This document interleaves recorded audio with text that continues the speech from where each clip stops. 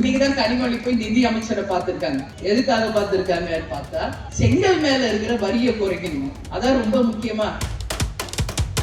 மக்கள் பணத்தை கொள்ளடிக்கிறவங்க ரொம்ப நாள் நிச்சயம் வாழ முடியாது என்பதற்கு நீதிமானாக இருந்து கேப்டனே அதை எல்லாம் பார்த்துக்கிட்டு தான் இருக்கிறாரு. கேப்டன் எப்பயுமே சொல்வார்ல, உப்பு தின்னா தண்ணி குடிச்சுதான் ஆகணும், தப்பு பண்ணா தண்டனை அனுபவிச்சுதான் ஆகணும். இன்னைக்கு எல்லா பக்கம் ரைடு தெரியுமா உங்களுக்கு? சுத்தி சுத்தி ரைடு போயிட்டு இருக்கு சென்னை எல்லார் வீட்லயும், ஆட்சியாளர்கள் வீட்டுல.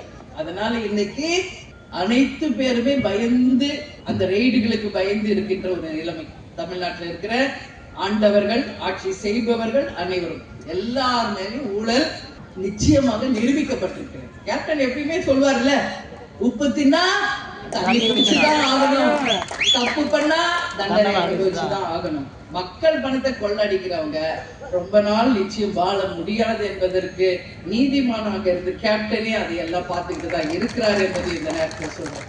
இன்னைக்குதான் கனிமொழி போய் நிதி அமைச்சரை பார்த்திருக்காங்க. எதுக்காக பார்த்திருக்காங்கன்னு பார்த்தா செங்கல் மேல இருக்கிற வரியை குறைக்கணும். அதான் ரொம்ப முக்கியமா. களிமண் செங்கல், சாம்பல் செங்கல், உபயோகமே இல்லாத செங்கல், இதுக்காக வரி குறைக்கணும். அவங்க போய் பார்த்தது வேற விஷயம், வெளியே வர்றது செங்கல் மேல் இருக்கின்ற வரியை குறைக்கணும். கனிமொழி அவர்களே, நீங்க தான் சொன்னீங்க இளம் பெண்கள் அதிகமா விதவைகளா இருக்காங்க தமிழ்நாட்டுல, வந்தவனே டாஸ்மாக் மூடுவோன்னு சொல்லிட்டு இவங்களே இன்னைக்கு 2 டிஸ்டிலரிஸ் ஓபன் பண்ணியிருக்காங்க, மதுபான ஆலைகள். தெரியுமா உங்களுக்கு எல்லாம்? 2 ஆலைகள் இன்னைக்கு கனிமொழி அவர்கள் ஓபன் பண்ணியிருக்காங்க.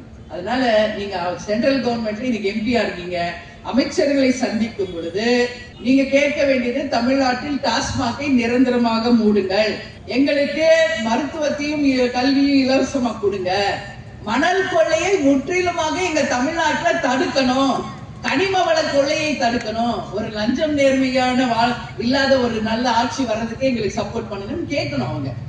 இதெல்லாம் விட்டுட்டு செங்கல் வரிய குறைக்கணும்னு சொல்லி கேட்டிருக்காங்க. இது மிகப்பெரிய ஒரு காமெடியா தான் இன்னைக்கு மக்கள் எல்லாமே பார்த்துட்டு இருக்காங்க.